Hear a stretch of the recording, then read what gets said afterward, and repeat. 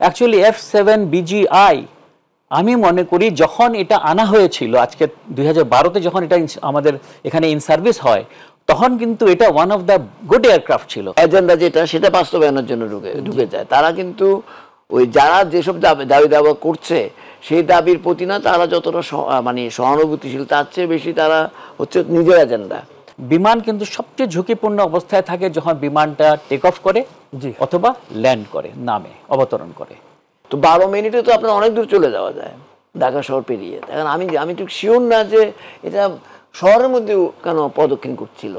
আসলে তো রক্ত যদি লাগে সেটা আমরা পরবর্তীতে হয়তো লাগতে পারে যত সামান্য। আসসালামু আলাইকুম প্রিয় দর্শক, শুভেচ্ছা সহ মাহবুব সৈকত প্রত্যেককে আমন্ত্রণ জানাচ্ছি মাই টিভি সংলাপে। দর্শক, আপনারা জানেন যে আমরা মাই টিভি সংলাপের সমসাময়িক বিষয় নিয়ে কথা বলি। আজ আমরা কথা বলবো, আপনারা সবাই জানেন যে শোকে স্তব্ধ পুরো দেশ। সেই শোকের কারণ আমাদের ছোট ছোট সোনামণিরা চলে গিয়েছে এই পৃথিবী থেকে এক অনাকাঙ্ক্ষিত ঘটনার মাধ্যমে। চলে গেছেন তাদের কয়েকজন অভিভাবক এবং মায়ের মতো মমতাময়ী শিক্ষকও। হঠাৎই আসা এই ঝড়ে লণ্ডভণ্ড হয়ে গেছে অনেক আমাদের সুখের পরিবার, সুখ সমৃদ্ধ। এখন কেবলই ঘরে ঘরে কান্না, এবং সেই কান্না কয়েকটি ঘরের মধ্যে সীমাবদ্ধ নয়, বিবেকবান প্রতিটি মানুষের চোখেই এখন কান্না। যদিও সেই শোকের মধ্যে রাষ্ট্রীয় শোক যখন চলছে দেশব্যাপী, সে সময়ই আবার দেখা গেল শিক্ষার্থীদের নামে বিক্ষোভ এবং ক্ষোভ। সেটি কি কেবলই শিক্ষার্থীদের, নাকি এর পেছনে অন্য কোনো কারণও রয়েছে? আমরা আজকে সে বিষয় নিয়েও কথা বলবো। প্রথমেই আসুক আমরা একটু দেখে আসি যে যারা এখনো দগ্ধ অবস্থায় হাসপাতালে কাতরাচ্ছেন এবং আশঙ্কাজনক অবস্থায় রয়েছেন, প্রতি মুহূর্তে তারা মৃত্যুর মুখোমুখি হচ্ছেন, চিকিৎসকরা চেষ্টা চালাচ্ছেন, সেই বার্ন ইউনিটের সামনে এই মুহূর্তে রয়েছেন আমাদের একজন সহকর্মী ইউসুফ আলী। তবে তার আগে আজকে স্টুডিওতে উপস্থিত রয়েছেন দুজন আলোচক, পরিচয় করে দিচ্ছি। ডান পাশে রয়েছেন নিরাপত্তা বিশ্লেষক লেফটেন্যান্ট কর্নেল অবসরপ্রাপ্ত হেলাল উদ্দিন আহমেদ, আপনাকে স্বাগত জানাচ্ছি। আসসালামু আলাইকুম। ওয়ালাইকুম আসসালাম। এবং বাঁ পাশে রয়েছেন সিনিয়র সাংবাদিক, জাতীয় প্রেস ক্লাবের সাবেক সভাপতি কামাল উদ্দিন আহমেদ উদ্দিন সবুজ, আপনাকেও সবুজ ভাই স্বাগত জানাচ্ছি। সবুজ ভাই, আপনার কাছেই আসি প্রথমেই। সেটি হচ্ছে যে পর্যবেক্ষণ নিশ্চয়ই করছিলেন শোকে, আসলে সেই শোক সইবার আগেই পরীক্ষা পেছানোর যে বিষয়টি, সেটি হয়তো কেন্দ্র করে এই যে পরিস্থিতি দেখলেন, সচিবালয় অবরুদ্ধ করা, শিক্ষা উপদেষ্টাদের অবরুদ্ধ করে রাখা 8 ঘন্টা, সচিবালয় গেট ভেঙে ঢুকে পড়া, কিভাবে দেখছেন এই বিষয়টিকে? এটি কি ক্ষোভ কিংবা বিক্ষোভ নাকি অন্য কিছু? ধন্যবাদ। না, প্রথমে কথা হচ্ছে যে কালকে যে ঘটনা ঘটেছে উত্তরা মাইলস্টোন স্কুল অ্যান্ড কলেজে, যেটা একটা বিমান বিধ্বস্ত হয়েছে এবং এতগুলি কোচি প্রাণ, এই পর্যন্ত 31 জনের আমরা খবর পেয়েছি যে তারা মানে এই পৃথিবী ছেড়ে চলে গেছেন। আরও অনেকেই মৃত্যুর সঙ্গে পাঞ্জাল হচ্ছে। শেষ পর্যন্ত ক্যাজুয়ালিটি কত হবে আমরা ঠিক জানি না। কথা হচ্ছে যে দেখেন, এই ঘটনাটা কালকে থেকেও আমরা পুরো জাতি, শুধু সরকার না, পুরো সরকারই এটাতে এঙ্গেজ হয়ে গেছে এবং পুরো জাতি এটাতে আপনার স্তব্ধ হয়ে গেছে শোকে। এবং তাদের মধ্যে যেমন তারা শোকার্ত, যাদের স্বজনরা মারা গেছে তাদের তো আর কথা বলে লাভ নেই, কারণ তারা তো এতটাই শোকার্ত, তারা তো আর পৃথিবীতে থাকা না থাকার মধ্যেও এত ব্যবধান খুঁজে পাচ্ছে না, অবস্থাটা এরকমই হয়েছে।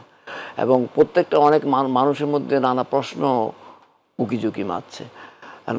এইটাকে কেন্দ্র করে আজকে আপনি যে প্রশ্ন করলেন যে সচিবালয়ে এরা, এইসব শিক্ষার্থীরা, যেটা বলা হচ্ছে যে, যেটা অ্যাপারেন্টলি এখন পর্যন্ত জানা যাচ্ছে যে তারা বিভিন্ন স্কুলে, শিক্ষা প্রতিষ্ঠানের নিরাপত্তার কথা বলেছে, নিরাপত্তার দাবি, এবং পরীক্ষা পেছানোর কথা বলেছে।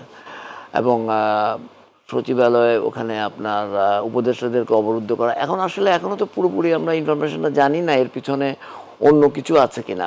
প্রথম কথা হচ্ছে যে এটা যদি মনে করেন তাদের যেই মানে অ্যাপারেন্টলি যে দাবির কথা বলছে, সেখানেও তো তাদের কিছু যুক্তি তো থাকতেই পারে, যুক্তি আছে। কারণ তারা বলছে যে এদের পরীক্ষার্থীদের অনেকের অভিভাবকরা মারা গেছে, বা এই ধরনের সিচুয়েশন, এটা পরীক্ষা পেছানো উচিত, শিক্ষার্থীও ছিল, সেই হিসাবে যুক্তি তো আছেই।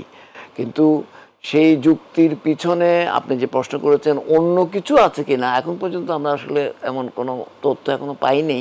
থাকতেও পারে, থাকতেও পারে, কারণ আমাদের এখানে তো আমরা গত 10-12 মাসে আমরা যা দেখেছি যে বিভিন্ন সময়ে নানা ঘটনাকে কেন্দ্র করে যখন একটা আন্দোলন তৈরি হয় বা মনে করেন বিভিন্নভাবে বিভিন্ন দাবি দেওয়ার জন্য বিভিন্ন জায়গায় যখন বিভিন্ন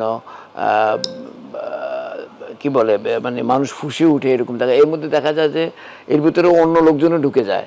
এটা মানে যেটা বলা হয় যে অন্য লোক ঢুকে যাওয়া মানে যে মনে করেন যারা গত 15-16 বছর শাসন করেছে তাদের অনেক লোকজন এসব যে কোনো সিচুয়েশনে তারা ঢুকে যায়, তারা তাদের মানে আপনার মানে এজেন্ডা যেটা সেটা বাস্তবায়নের জন্য ঢুকে যায়। তারা কিন্তু ওই যারা যেসব দাবি দাবা করছে সেই দাবির প্রতি না তারা যতটা মানে সহানুভূতিশীল, তার চেয়ে বেশি তারা হচ্ছে নিজের এজেন্ডা বিশৃঙ্খলা সৃষ্টি করা এসব হইতে পারে। তা কাজেই এটা আমি এখনো পুরোপুরি মন্তব্য করা একটু সমীচীন হবে না, যেটা আরও পুরোপুরি জানতে হবে।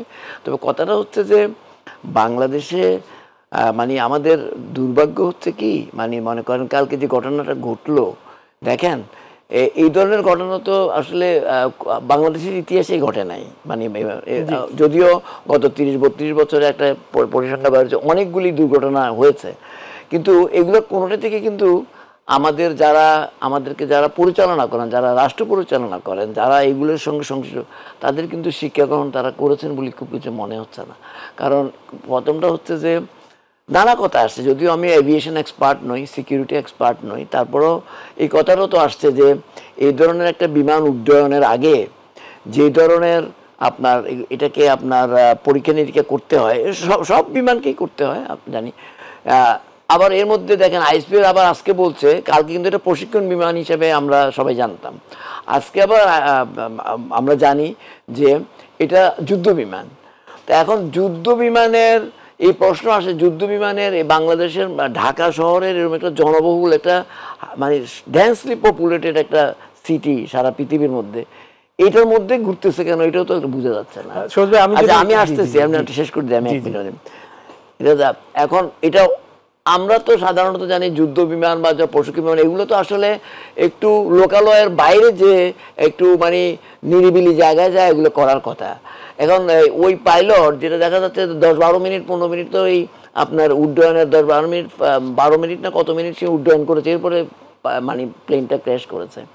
তো 12 মিনিটে তো আপনার অনেক দূর চলে যাওয়া যায় ঢাকা শহর পেরিয়ে। এখন আমি ঠিক শিওর না যে এটা শহরের মধ্যে কেন প্রদক্ষিণ করছিল, এখন আই এম নট শিওর। কেন এখন এই ধরনের সিচুয়েশন তৈরি করে এখন অনেকেই তো নানা ধরনের এটার ভিতরে এই ঘটনার মধ্যে অনেকে নানা ধরনের সন্দেহের তীর মানে আপনার ছুটছে, যে আমরা জানি না যে আসলে এটা শেষ পর্যন্ত কোথায় যায়, এটা কনক্লুড করতে হবে।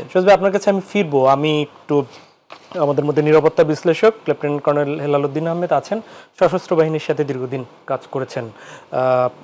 একটি হচ্ছে যে সবুজ ভাইকে যেটি আপনি এখন রাজনীতির সাথেও রয়েছেন, আসলে সবকিছুই তো রাজনীতি আবর্তিত হয়, সে জায়গা থেকে আপনাদের পর্যবেক্ষণ কি, আপনি একজন সশস্ত্র বাহিনীর মানুষ আবার রাজনীতিবিদ, সেখান থেকে একটু পর্যবেক্ষণ শুনি। আর সবুজ ভাই 2-1টি প্রশ্ন করেছেন যুদ্ধ বিমান প্রশিক্ষণ বিমান, এটিরই একটি আপনার কাছে কোনো বক্তব্য আছে কিনা সেটি একটু শুনবো।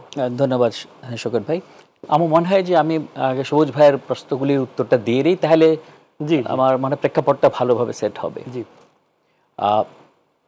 পৃথিবীর সমস্ত বিমান বন্দরগুলি কিন্তু জনবসতিপূর্ণ এবং শহরের কাছেই, এবং সেই কারণে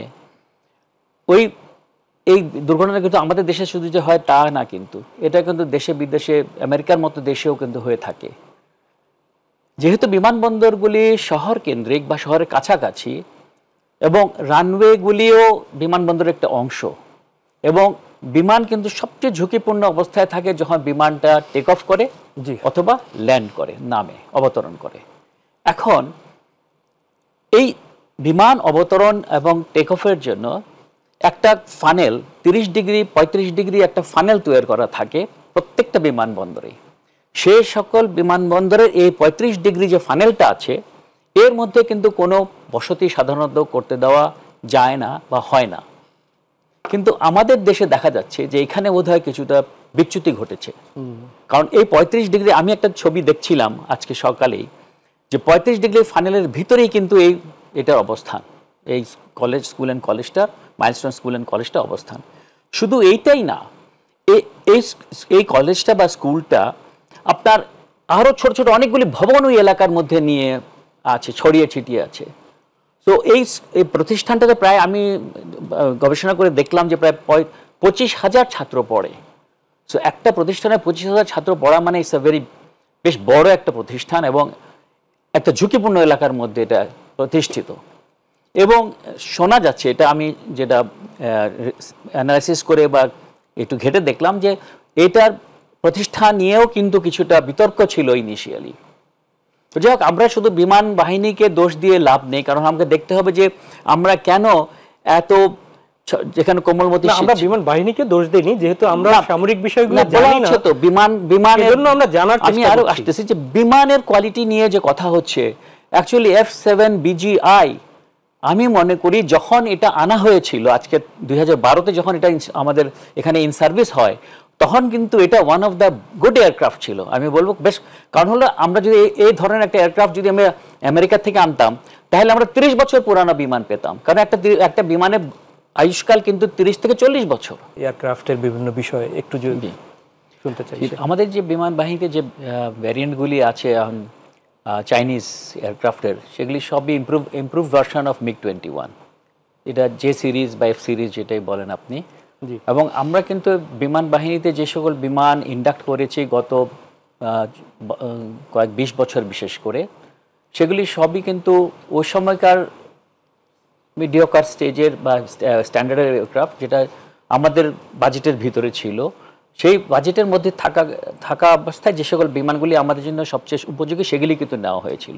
এখন যেটা বলা হচ্ছে যে এটা মানে 19বিংশ শতাব্দীর এয়ারক্রাফট, বা সেটা ঠিক, কিন্তু কনসেপ্ট ঠিক আছে এয়ারক্রাফটে, কিন্তু এটা কিন্তু ভার্সনস বাড়তে এখন কিন্তু যে পর্যায়ে এসেছে, সেটা কিন্তু 2000, আমরা এটা এনেছি 2012-তে, এবং আমরা 37টা বিমান এনেছি এই যুদ্ধ বিমানটি। তখনকার স্ট্যান্ডার্ড অনুসারে কিন্তু বিমানগুলি খুব ভালো ছিল, কিন্তু গত 5-7 বছরের মধ্যে বিমানের ক্যাপাবিলিটিস অনেক ইমপ্রুভ হয়ে গেছে।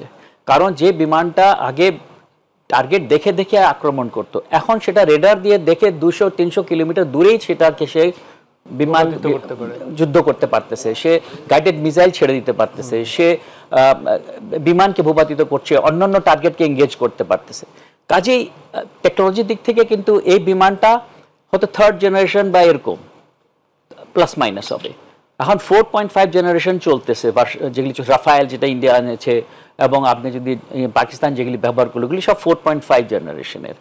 তো ওইখানেও দেখতেছি আমরা যে আমরা 4.5 জেনারেশনে যদি আমরা না যাই, বাট এই এয়ারক্রাফটগুলি কিন্তু ওই সময় ঠিক ছিল, কিন্তু এখন পুরনো হয়ে গেছে, বাট এটার লাইফ কিন্তু এখনো আছে। এবং এই আর বিশ্বের 10টা দেশ কিন্তু এই প্লেনই ব্যবহার করছে, ইনক্লুডিং পাকিস্তান। একটা প্রশ্ন ছিল যে সেটি হচ্ছে যে এই জনবহুল এলাকার মধ্যেই জায়গাগুলো সিলেকশনের যে বিষয়টি বললেন, সবুজ ভাইও সেটি বললেন, এটি একটু যদি ব্যাখ্যাটা করেন। দেখেন, প্রত্যেকটি বিমানবন্দর কিন্তু শহর কেন্দ্রিকই, কারণ ইন্টারন্যাশনাল এয়ারপোর্টের সাথেই কিন্তু একটা অংশ হয় আমরা বেজ হিসাবে বা ঘাঁটি হিসাবে, কারণ আলাদাভাবে স্ট্রাকচার করা খুব ডিফিকাল্ট হয়। বাট বড় বড় দেশে যেখানে আরো অনেক ল্যান্ড স্পেস আছে, আমাদের দুর্ভাগ্য যে আমাদের দেশটা আমাদের 54,000 বর্গ মাইলের, এবং এর মধ্যে আবার 18 থেকে 20 কোটি লোক জনবসতি করছে। কাজেই বিমান টেক অফ করবে শহরের মধ্যে থেকেই, যে সকল বিমানবন্দর আছে সেখান থেকেই করবে, কিন্তু বিমানের জন্য কিন্তু স্পেসিফিক ট্রেনিং এরিয়া ভাগ করা আছে। এখন আপনাকে চিন্তা করতে হবে যে আমাদের কিন্তু আরো সৈয়দপুর বলেন, সিলেট বলেন, যশোর বলেন, অনেকগুলি বিমান ঘাঁটি আছে, বিমানবন্দরও আছে। এখন কনস্ট্যান্টলি কিন্তু আমাদের কমার্শিয়াল বিমানগুলি কিন্তু চলতে থাকে। এখন আমাদের ট্রেনিং ফ্লাইটের জন্য যে স্পেসটা দেওয়া আছে, সেই স্পেসটা কিন্তু খুবই লিমিটেড। আমাদের বিমানগুলি উড্ডয়ন করার সাথে সাথে কিন্তু ট্রেনিং এরিয়ার ভিতর চলে যান, কিন্তু ট্রেনিং এরিয়া থেকে ব্যাক করতে গেলে ল্যান্ড করতে হবে। আর যদি কোনো যান্ত্রিক ত্রুটি দেখা দেয়, তাহলে তো ওনাকে নিকটতম বিমান ঘাঁটিতে এসে ল্যান্ড করতে হবে, এবং সেটাই বোধহয় উনি চেষ্টা করেছিলেন। জি, সবুজ ভাই আপনার কাছে আবারও একটু আসি, সেটি হচ্ছে যে আবারও ফিরি হচ্ছে আজকের যে ঘটনায়, সেই ঘটনাগুলো এটি কি খুব অপরিহার্য ছিল শিক্ষার্থীদের জন্য? একটি দেখলাম যে গতকালকে রাতে তারা মাইলস্টোনে বিক্ষোভ করেছে রাতের বেলা, যে রাতের বেলা তাদের ঢুকতে দিতে হবে, ওই জায়গাগুলো দেখতে দিতে হবে একটি। আরেকটা হচ্ছে যে সরকার আজকে পরীক্ষা হবে কি হবে না, কালকে সোশ্যাল মাধ্যমে মিডিয়ায় অনেকে দাবি করছিল যে পরীক্ষা যেন না হয়, কিন্তু রাতে এসে সিদ্ধান্তটা কি অনেকটা দেরিতে নিয়ে ফেললো, তড়িৎ নিতে পারেনি, কিন্তু সকালবেলা ভোর রাত্রে নিল, কিন্তু সেটার জন্য সচিবালয়ে ঢুকে এই যে অরাজগত যে জায়গাটি, এটি কি অপরিহার্য ছিল? আমাদের এই তথ্যগুলো আমাদের গোয়েন্দা সংস্থার জায়গাগুলো কি দিতে মিস করেছে কিনা, আপনার পর্যবেক্ষণ কি? প্রথম কথা হচ্ছে যে যেটা পরীক্ষার কথা বলছেন, এটা রাত 3টা না 4টার দিকে মনে অ্যানাউন্স করে, জি, পৌনে 3টা এরকম একটা সময়। তো ওই সময় তো মানুষ ঘুমিয়ে থাকে নরমালি। তো ওই সময় আসলে শিক্ষা উপদেষ্টা করেনি, অন্য উপদেষ্টা, হ্যাঁ অন্য উপদেষ্টা করেছে। এবং আমি যতটুকু শুনেছি শিক্ষা সচিব উনি নিজেই নাকি ওনাকে ইয়ে করা হয়েছে, উনি নিজেও নাকি নানা ধরনের জটিলতা তৈরি করেছে, আমি যতটুকু মানে শুনেছি আর কি। এখন কথা হচ্ছে যে এইগুলা এই ধরনের সিদ্ধান্ত কিন্তু তড়িৎ নিতে হয়, কারণ আপনি এটা 4টার সময় নিলে তো সকাল পর্যন্ত এটা জানতে জানতে তো পরের দিন অনেক সময় লেগে যায়, এটা তো ঠিক মানে সঠিক হলো না। যাই হোক, এটা তো ভুল করেছে একটা। আর দ্বিতীয় কথা যে আপনি যেটা বলছেন যে কালকে মাইলস্টোনের ওখানেও বিক্ষোভ হয়েছে, না সেটা তো আমি বলেছি, এটার একটা পয়েন্ট তো আছে, কিন্তু এটার অন্তরালে অন্য কিছু আছে কিনা যেটা আমি একটু আগে বলার চেষ্টা করেছিলাম, তো সেটা হলে তো এটা যুক্তিযুক্ত হয় না। আহতদের তালিকা, নিহতদের সঠিক নাম তথ্য প্রকাশ, বলছে যে তথ্য বিভ্রাট বা এইটা নিয়ে একটু না আসতেছি আমি এখন একটা জিনিস এখানে আদার পর, যেমন আপনি বলছেন ওখানে ঢুকতে চাচ্ছে, প্রথম কথা হচ্ছে যে ওই ধরনের একটা সিচুয়েশনের পরে তো এটা নর্মালি সিকিউরিটি ফোর্সেস লোকরা সব দেশেই কর্ডন করে ফেলে, আমাদের দেশেও তাই হয়েছে, এবং এটাই মনে স্বীকৃত নিয়ম আর কি, এটা ওখানে কোনো সমস্যা না। হয়তো তাদের মনে এখন আমরা যেটা শুনেছি বা এখনো শুনছি যে অনেক স্বজনরা তাদের এখনো ইয়াদেরকে বাচ্চাদেরকে খুঁজে পায় নাই, কালকে রাত্রে থেকে শুনেছে। মানে এখন অনেকের, যেমন একটু আগে আমরা যেটা শুনলাম যে ওই যে বার্ন ইউনিট থেকে 6 জনের কে শনাক্ত করা যায় না, তাদের ডিএনএ টেস্ট করা হবে, এখন এরকম আরও থাকতে পারে। এখনো আপনার যেখানে ঘটনাস্থল সেখানেও অনেকে মানে আপনার দগ্ধ হয়ে মানে পুড়ে ছাই হয়ে গেছে কিনা হু নোজ, এখনো তো অনেক কিছু সম্পূর্ণ পূর্ণাঙ্গ চিত্র কিন্তু আমাদের সামনে আসে নাই কিন্তু। তো কাজেই সব মিলিয়ে এমনও হতে পারে যে যারা হয়তো মনে করছে যে সেখানে আপনি প্রকৃত আপনার ভিকটিমের সংখ্যা মানে হাইড করা হচ্ছে কিনা সেটার জন্য হয়তো ঢুকতে চায়, সেটা একটা হইতে পারে, না হলে তো এখানে ঢুকে কি করবে ওখানে তো। কিন্তু এরকম একটা প্রকৃত শিক্ষার্থী কয়জন এবং কতজনের ট্রেস আছে এটি তো শিক্ষা প্রতিষ্ঠান ভালো জানে। এটা আসলে এই কথাই বললাম, পূর্ণাঙ্গ চিত্রটা কিন্তু আমাদের কাছে এখনো স্পষ্ট নয়। আমরা শুনছি যে এই পর্যন্ত 31 জন মারা গেছে, শতাধিক বিভিন্ন জায়গায় বিভিন্ন হসপিটালে বার্ন ইউনিট সহ সহ বিভিন্ন জায়গায় তারা চিকিৎসাধীন আছেন। এই পর্যন্ত কতজন সেখানে আপনার ছিল বা মনে করেন কতজন আহত হয়েছে, নিহতর একটা সংখ্যা আমরা জানলাম, আরো মিসিং আছে কিনা, কতজন মিসিং, এগুলো কিন্তু পূর্ণাঙ্গ চিত্র কিন্তু আমরা জানি না। এই ধরনের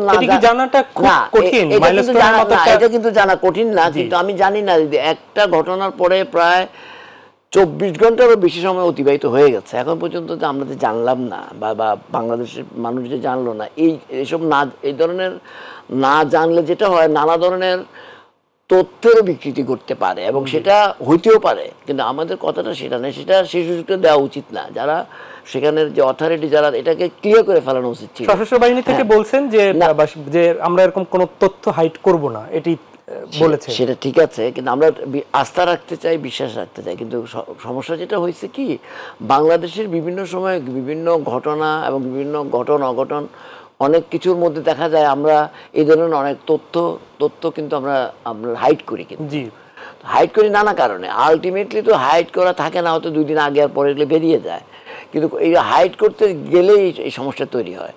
কারণ যে পৃথিবী থেকে চলে গেছে আপনি কিন্তু হাইড করে তাকে ফিরিয়ে আনতে পারবেন না। আপনি যদি এখন, আমি জানি না, মনে করেন 100 জনের জায়গায় যদি আমি 50 জন বলি, আসলে কী বা লাভ হবে? আমি আসলে হয়তো আপনি হয়তো সংখ্যার আপনি একটা ইয়াদ দিতে পারবেন যে আমাদের এত ক্যাজুয়ালিটি হয় নাই। যে ঘটনা সেখানে ঘটেছে, যেই ঘটনা কালকে যেটা ঘটেছে, সেটা তো পুরো বাংলাদেশের মানুষকে স্তব্ধ করে দিয়েছে। নিশ্চয়ই এটা মনে করেন আমরা এই পর্যন্ত 31 জন মারা গেছে শুনছি। আমি ঘটনার আপনার ইয়েটা দেখেন, মানে ক্যানভাসটা দেখেন, এরকম একটা স্কুলের মধ্যে এসে একটা এসে ঢুকে গেল, ঢুকে এরকম, এটা তো এখানে তো 10,000 লোক মারা গেছে সেটার কথা না। কথাটা হচ্ছে যে আপনার অনেক জায়গায় তো এরকম যুদ্ধের মধ্যে তো হাজার লোক লক্ষ লোক মারা যায়, কিন্তু এটা দেখেন, এটা একটা যুদ্ধের চেয়েও বেশি মনে হচ্ছে। একদম, এটা বিষয়টা একদম। হচ্ছে যে যুদ্ধের চেয়েও বেশি, এবং এটা না কত রকমের প্রশ্ন আপনার মানে আপনি যতই ডিফেন্ড করেন না কেন। আমি তো শুনেছি যে কানাডার মতো দেশে আপনার ইয়েতে এসব ট্রেনিং বা এবং ইয়েগুলি অনেক ইয়ের বাইরে হয়, লোকালয়ের বাইরে হয়।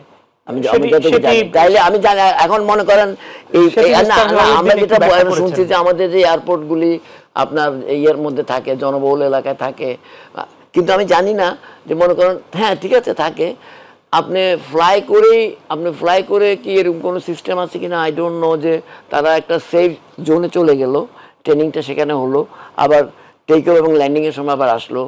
এই বিমানটা কি 18-20 মিনিট কি শুধু ঢাকা শহরের মধ্যে প্রদক্ষিণ করলো, নাকি মনে করেন এটা বাইরে চলে গিয়েছিল তারপরে আবার ব্যাক করার সময়টা হলো? আমাদের সাথে যুক্ত হয়েছেন জাতীয় বার্ন এবং প্লাস্টিক সার্জারি ইনস্টিটিউটের যুগ্ম পরিচালক ডক্টর মোহাম্মদ মারুফুল ইসলাম। মারুফ ভাই, আপনাকে স্বাগত জানাচ্ছি, একই সাথে কৃতজ্ঞতাও প্রকাশ করছি।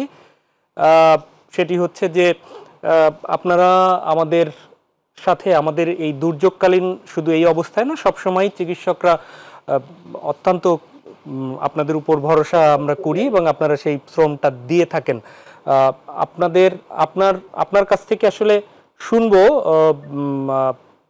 সেখানকার অবস্থা এখন কি। তার আগে আমি একটু আমাদের স্টুডিওতে যারা রয়েছেন আমরা তাদের কাছ থেকে একটু শুনে আসি। সেটি হচ্ছে যে লেফটেন্যান্ট কর্নেল অবসরপ্রাপ্ত হেলালুদ্দিন আহমেদ, আপনার কাছে একটু খুব ছোট্ট করে একটু জানতে চাই, তা হচ্ছে যে কোনো দুর্যোগের সময়, এমনকি গতকাল এ সময় দেখলাম যে উৎসুক মানুষ এবং এমন বিভৎস কিছু ফুটেজও ছড়িয়ে দেওয়া হচ্ছে সামাজিক যোগাযোগ মাধ্যমে, উদ্ধার কাজ ব্যাহত হচ্ছে, এইগুলোকে আসলে কিভাবে বলবেন? এবং আবার কর্ডন করা হয়েছে কেন সেটি নিয়ে পরে আবার বিক্ষোভ, কিভাবে দেখছেন বিষয়গুলো? যখনই যে কোনো প্রতিষ্ঠানে বা যে কোনো জায়গায় দুর্যোগ নেমে আসে, যে কোনোভাবেই হতে পারে, ভূমিকম্প হতে পারে, আগুন হতে পারে, ভূমিধস হতে পারে, বিমান বিধ্বস্ত হতে পারে, তখনই সাথে সাথে হয় কি কিছু লোক উদ্দেশ্য প্রণোদিতভাবে ওখানে যান এবং গিয়ে কিছুটা বিশৃঙ্খলার সৃষ্টি করেন। এখন একটা জায়গায় যখন একটা প্রতিষ্ঠানে দুর্ঘটনা বা একটা বিল্ডিংয়ের দুর্ঘটনা বা একটা এরিয়াতে যখন দুর্ঘটনা হয়, তখন কিন্তু দেখবেন যে সাথে সাথে ওখানে লুটতরাজ এবং চুরি চামারির জন্য উদ্দেশ্যও কিছু লোক চলে যাবে। কাজে যে এটা প্রোটোকলই বলে যে যখন এক জায়গায় কোনো দুর্ঘটনা ঘটবে সাথে সাথে এটাকে কর্ডন করে ফেলা।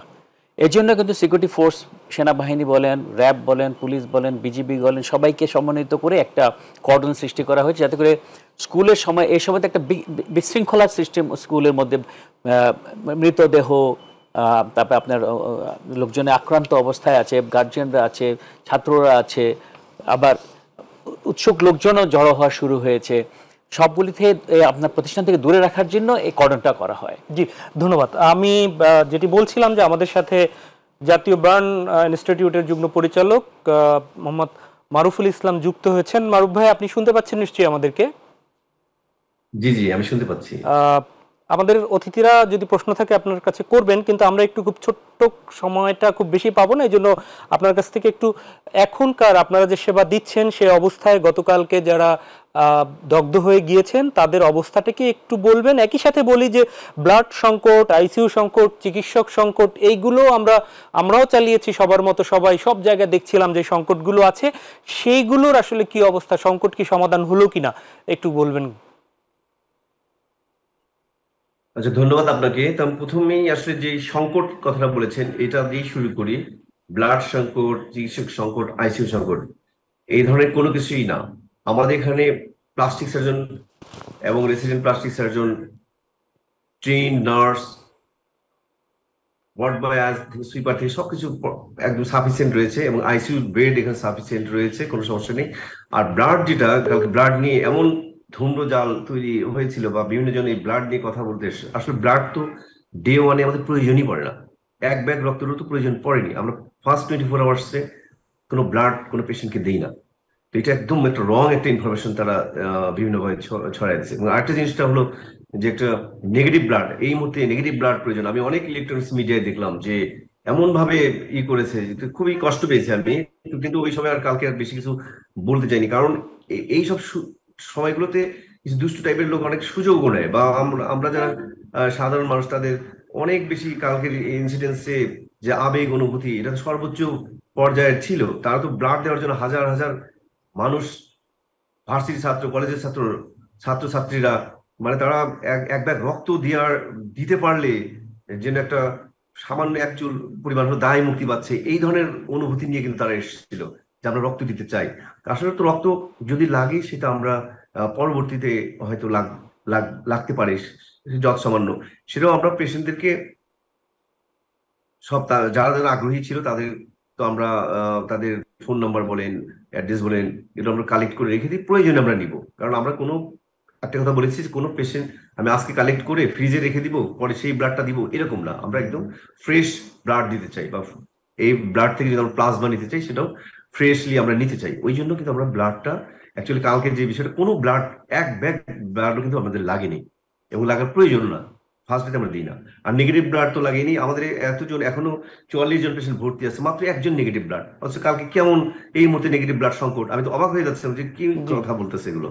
কিন্তু সবকিছু তো আসলে এইভাবে বলাও যায় না, করা যায় না। কিন্তু এইসব ক্ষেত্রে আপনারাও হেল্প করবেন এটা জাতিকে। অবশ্যই ফারুক ভাই, আরেকটা বিষয় হচ্ছে যে সিঙ্গাপুর থেকে আরো এক্সপার্ট আপনাদের সাথে যুক্ত হওয়ার কথা শুনেছি, কতজন এবং কবে কবে কখন থেকে কাজ শুরু করবে এটি যদি একটু বলেন। আর এই মুহূর্তে মুমূর্ষ তো সবাইকেই বলেন, আসলে অবস্থাটা কি, আমরা কতটুকু আশাবাদী হব, একটু যদি 1 মিনিটের মধ্যে একটু বলেন। আপনি জানেন যে বার্নের পেশেন্ট তো এইসব ফ্লেম বার্নের ডিপ, এবং তাদের যেহেতু গায়ে পানি ঢালা হয় না, এই জন্য ডেপনেসটাও অনেক ক্ষেত্রে বেড়ে গেছে, যেটা আসলে প্রাথমিকভাবে পানি ঢালতে হয় সেটা আসলে সম্ভব হয়নি। তারপর হলো পার্সেন্টেজ অফ বার্নটা অনেকটা, এইসব মিলে, এবং ইনহেলেশন ইনজুরি ছিল, যাদের এই কন্ডিশন গুলো রয়েছে, মোর দ্যান 30% বার্ন, তার প্রত্যেকে কিন্তু খুবই রিস্কের মধ্যে আছে। হ্যাঁ, তারপরে আমাদের এখানে যা যা ফ্যাসিলিটিস আছে সব দেওয়া হচ্ছে। আর ঠিক আছে, মাননীয় উপদেষ্টা মহোদয় এবং মাননীয় প্রধান উপদেষ্টার বিশেষ সহকারী আমাদের Saidur Rahman sir, doctor Saidur Rahman sir, উনি বলেছেন, আপনারা নিশ্চয়ই শুনেছেন, যে স্যার বলেছেন যে প্রয়োজনে বাহির থেকে ডক্টর আমাদের সাপোর্ট লাগলে দিবে। তো ওই হিসাবে সিঙ্গাপুর জেনারেল হসপিটাল, তাদের সাথে আমাদের NIBPS এর, আমাদের জাতীয় বার্ন প্রাসিসের একটা MOU চুক্তি আছে আগে থেকে। তো তারাও আসে, আমরা যাই। এবং যিনি আসবেন উনি একজন প্লাস্টিক সার্জন, তার দক্ষ নার্সও আসবেন। ওনারা অ্যাকচুয়ালি তারা আমাদেরকে একটু সহযোগিতা করার জন্য আসবেন, প্লাস পেশেন্টকে ইভ্যালুয়েট করার জন্য, যে কোনো পেশেন্টকে যদি তারা মনে করেন যে প্রয়োজনে সিঙ্গাপুর জেনারেল হসপিটাল নিয়ে যাবেন, সেটা তারাই এই মতামতটা দেবেন। এবং তাদের তারা আজকে রাতে আসবেন, এবং কালকে আমাদের সাথে তারা যোগ দেবেন, আমাদের সাথে তারা আমাদের সহযোগিতা করার জন্য তারা আসবেন। জি, অনেক অনেক অনেক ধন্যবাদ মারুফুল ইসলাম, যুগ্ম পরিচালক, জাতীয় বার্ন ইনস্টিটিউট, আমাদেরকে এই এত ব্যস্ততার মধ্যেও সময় দেওয়ার জন্য অসংখ্য ধন্যবাদ। জি, আমরা একদম শেষে 30 সেকেন্ডে একটু কামালউদ্দিন সবুজ আপনার কাছে চাই। ইতিমধ্যেই দেখেছেন যে সার্বিক অবস্থা নিয়ে প্রধান উপদেষ্টা 4টি রাজনৈতিক, বিএনপি সহ 4 রাজনৈতিক দলের সাথে কথা বলেছে। সার্বিক অবস্থায় প্রত্যাশার জায়গাটা কি, একটু 30 সেকেন্ডের মধ্যে বলবেন, শেষ করতে হবে। জি না, বিষয়টা হচ্ছে যে ঘটনা ঘটে গেছে সেটা তো আর এখন ওই মানুষগুলো যেগুলো চলে গেছে, যে বাচ্চারা চলে, এদেরকে আমি ফিরিয়ে আনতে পারবো না। এখন রাজনৈতিক দলের সঙ্গে প্রধান উপদেষ্টা বৈঠক করেছেন, যে ওটা জাতীয় ক্রাইসিসের মধ্যে, এটা খুব ভালো উদ্যোগ। আমাদের কথাটা হচ্ছে যে যারা রাষ্ট্র পরিচালনা আছেন বা ভবিষ্যতে রাষ্ট্র পরিচালনা করবেন, ওনারাই তো করেন, তাদের মধ্যে এই ধারণাটা যাতে নিশ্চয়, যাতে এই ধরনের ঘটনা যদি বাংলাদেশ আর কখনোই পুনরাবৃত্তি না ঘটে। আমরা চাই যে আর এটা না হোক, এবং সত্যিকার অর্থেই বাংলাদেশের বিমান বাহিনী একটা শক্তিশালী বিমান বাহিনীতে পরিণত হোক, বাট এই ধরনের ঘটনা যাতে পুনরাবৃত্তি। অনেক ধন্যবাদ কামালউদ্দিন সবুজ, এবং অসংখ্য ধন্যবাদ লেফটেন্যান্ট কর্নেল অবসরপ্রাপ্ত হেলাল উদ্দিন আহমেদ, আপনাদের দুজনকে। প্রিয় দর্শক, এই ছিল আমাদের আজকের আয়োজন। দেখা হবে পরবর্তীতে। আমরাও চাই এমন দিন আর বাংলাদেশে না আসুক, এবং সকল শিশুর এবং যারা নিহত হয়েছে তাদের প্রতি আবারও শ্রদ্ধা এবং রুহের মাগফিরাত কামনা করে আজকের মতো মাই টিভি সংলাপ এখানেই শেষ করছি, বিদায় নিচ্ছি। আল্লাহ হাফেজ।